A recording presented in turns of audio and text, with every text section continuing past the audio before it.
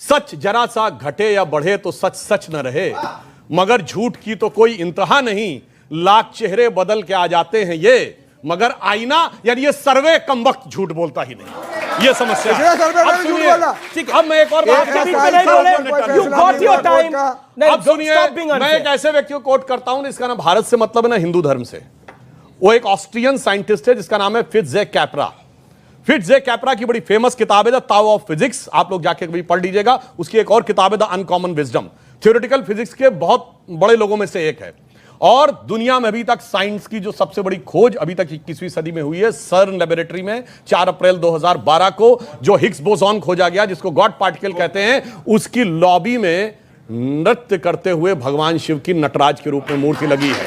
और सुनिए, फिट्ज़जैक कैप्रा लिखता है कि now the science has come to the conclusion that the perpetual creation and destruction of universe is like the cosmic dance of Shiva. अब बताइए, मैं विनम्रता से पूछता हूं, किसी दूसरे धर्म में बताइए कि उस धर्म को न मानने वाले व्यक्ति ने उस धर्म के भगवान के लिए यह शब्द बोला हो, और वो भी साइंटिफिक किताब में बोला। एक लाइन अब जो इन्होंने कहा था औरंगजेब के बारे में, तो मैं सिर्फ एक कोट कर रहा हूं। छत्रपति शिवाजी महाराज के दरबार में लिखी गई कविराज भूषण द्वारा लिखी पुस्तक शिवाजी बावनी का एक छंद बोल रहा हूं, बहुत सोच समझ के इनको उसको निगेट करना होगा। उन्होंने कुंभकर्ण के बारे में शिवाजी के दरबार में लिखा गया है, कुंभकर्ण असुर अवतारी औरंगजेब, काशी और प्रयाग में दुहाई फेरी रब की, तोड़े देव देवालय शहर मोहल्ले के रे, लाखों मुसलमान की ये माला तोड़ी सब की, और काशी करबला होती, मथुरा मदीना होती, शिवाजी ना होते तो सुन्नत होती सब की। अब बहुत सोच समझ के बोलिएगा इसके बारे में अगर गलत कहे। ठीक है, एक सेकंड मैं आता हूं सैयद जवाद के बाद। सैयद जवाद, महत्वपूर्ण बात यह है, ज्ञानवापी। ज्ञानवापी एक संस्कृत का शब्द है जिसका अर्थ है ज्ञान का कुआं। अगर आपके पास कोई फैक्चुअल डिटेल है तो आप इस मंच इस माध्यम के साथ शेयर करिए। और आप कह रहे हैं कि सर्वे होने में कोई तकलीफ नहीं थी, तो फिर लोअर कोर्ट से सुप्रीम कोर्ट तक, सर्वोच्च न्यायालय तक, वैसे जहां सर्वे को रुकवाने का आए थे वहां तो कुआं होता ही नहीं था भाई। सुन लीजिए जी, देखिए, हम आजाद भारत के अंदर 30 सेकंड आपके। हम आजाद भारत के अंदर संविधान को मानते हैं, जो संविधान ने तो ये एएसआई का सर्वे संविधान के विरुद्ध हो रहा है क्या? अरे पूरी बात, एएसआई का सर्वे संविधान के विरुद्ध हो रहा है, सुप्रीम कोर्ट हाई कोर्ट संविधान के विरुद्ध है। क्या बात कर रहे हैं? अरे आप मेरा संवैधानिक हक क्यों छीनने जा रहे हैं? संविधान की दुहाई दे रहे हैं? मेरे से मेरा संवैधानिक हक क्यों छीनना चाह रहे हैं? क्या मंदिर संविधान के दायरे से बाहर बना है क्या? बार-बार संविधान संविधान संविधान, कहां है संविधान? आप नहीं संविधान को, संविधान को नहीं मानते हैं, नहीं मानेंगे आप लोग संविधान के दायरे से बाहर है? संविधान से चिढ़े 52 साल तक किसी ने नागपुर के कार्यालय में तिरंगा झंडा नहीं फहराया। 52 साल तिरंगे की बात है, बात यह है संविधान के दायरे से बाहर है क्या? जानता हूं संविधान से चिढ़ हो सकती है, अगर किसी के संविधान के दायरे से बाहर है क्या? तौर पे अपनी लड़ाई लड़ रहा है तो क्या आपत्ति है आपको? सुप्रीम कोर्ट संविधान के दायरे से बाहर है क्या? सुप्रीम कोर्ट से हम लड़ रहे हैं, हम हाई कोर्ट, सुप्रीम कोर्ट संविधान के, हम देश के संविधान के ऊपर यकीन करते हैं, और जो लोग नहीं करते हैं सर्वोच्च न्यायालय भारत में संविधान को मानते हैं, तो भारत में कौन संविधान नहीं मानता? एक सेकंड, भारत में कोई रिलीजियस कानून नहीं है, भारत में सब संविधान को मानते हैं। मैं मानता हूं, आप मानते हैं? एक सेकंड, रामलला का मंदिर संविधान के दायरे से बाहर बना है क्या? सुप्रीम कोर्ट के आदेश पे बना है। एएसआई का सर्वे संविधान के दायरे से बाहर हो रहा है क्या? सुप्रीम कोर्ट के आदेश के बाद हो रहा है, हाई कोर्ट के आदेश के बाद हो रहा है। फिर संविधान की माला जप कर, माला आप तब जपते हैं सच कड़वा है, सच कड़वा है। हाँ बताइए, हाँ कड़वा सच बताइए। भारतीय जनता पार्टी उस वक्त इख्तियार में थी और एफिडेविट लगाकर कल्याण सिंह ने कहा था स्ट्रक्चर को हाथ नहीं लगाया जाए। माना था किसी ने सुप्रीम कोर्ट को उस वक्त? कैसे शहीद कर दी गई मस्जिद, और जजमेंट के अंदर माना गया कि मस्जिद ढहाना एक क्रिमिनल ऑफेंस था। कितने लोगों को आपने सजा दी आज तक?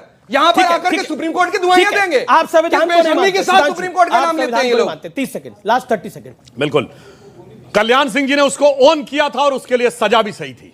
वो एक दिन के लिए जेल भी गए थे, मगर उसके बाद कांग्रेस के प्रधानमंत्री के रूप में नरसिम्हा राव ने और मुख्यमंत्री के रूप में मुलायम सिंह ने कहा था तथा कथित बाबरी मस्जिद हम दोबारा तामील करेंगे। सेकुलर देश में कोई मस्जिद तामील कर सकता है? वो भी सरकार है। दूसरी बात, इस्लाम के एक मिनट सर, आपके बीच में कोई नहीं बोला सर, आपने 30 सेकंड नैतिकता 30 सेकंड में अभी एक्सपोज कर दूंगा। 30 सेकंड में नैतिकता, मस्जिद के लिए भी जमीन दी गई थी 5 एकड़। कितना कहानी बना रहे भाई, बनाइए। अरे सर, अच्छा, बहुत अच्छा। यहाँ पर तो सरकार एक सेकंड क्रेडिट लेगी राम मंदिर, अयोध्या, एक सेकंड मंदिर का क्रेडिट लेगी भारतीय जनता पार्टी।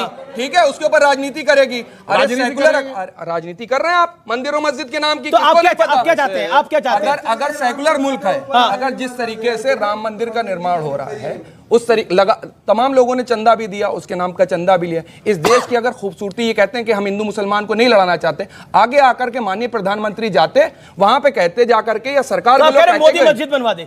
क्या आपत्ति आप यही चाह रहे हैं ना? क्या आपत्ति है? ठीक है, क्या आपत्ति है? क्यों नहीं करा अभी तक? बराबर करिए ना संतुलन। आप सबको लेकर के मंदिर बनना तो मस्जिद बनी, ये तो वाजिब बात है। ये लोग कहते हैं मंदिर मस्जिद का मामला अलग है और देश का विकास का मामला अलग जवाब नहीं देंगे उस है। पे। मैं दोनों का मिला के जवाब देता हूं।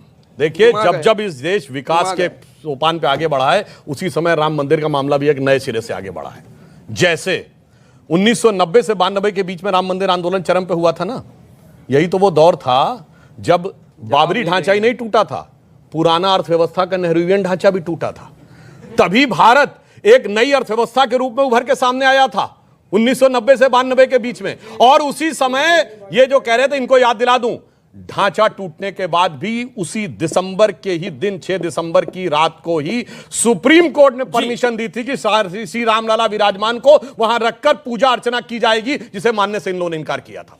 अब आगे की आपको बात बताता हूं। उसके बाद अगला बड़ा अंतर आया सर्वे, जिससे डर रहे हैं, वो 2003 में आया सर्वे।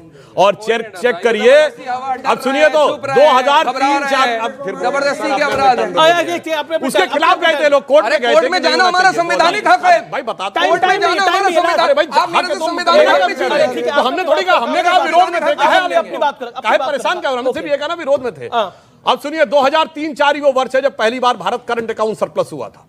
2003-4 में हम पहली बार एक क्वार्टर के लिए चाइना को पीछे छोड़े थे। अब देखिए, जब दोबारा सर्वे होने का आया, जाके चेक करिए, चाइना की ग्रोथ रेट नीचे और भारत की ग्रोथ रेट ऊपर जा रही है। कब? काशी विश्वनाथ के सर्वे में। अरे भैया, समझ ही नहीं पा रहे हो, क्योंकि सुनिए, भावनाएं नहीं है, वो मंदिर कोई इमारत नहीं है और तारीख कोई तारीख नहीं है, ये भगवान है। तात राम नहीं नर भूपाला, भुवनेश्वर कालहु कर काला। और एक और बात कहूं, अगर किसी को मेरी बात पे शक है, कोई कहे मैं धार्मिक बात कह रहा हूं, तो मैं बताना चाहता हूं, 9 नवंबर 1989 जिस दिन राम जन्मभूमि का शिलान्यास हुआ, उस दिन जाके देखिए देवोत्थानी एकादशी थी।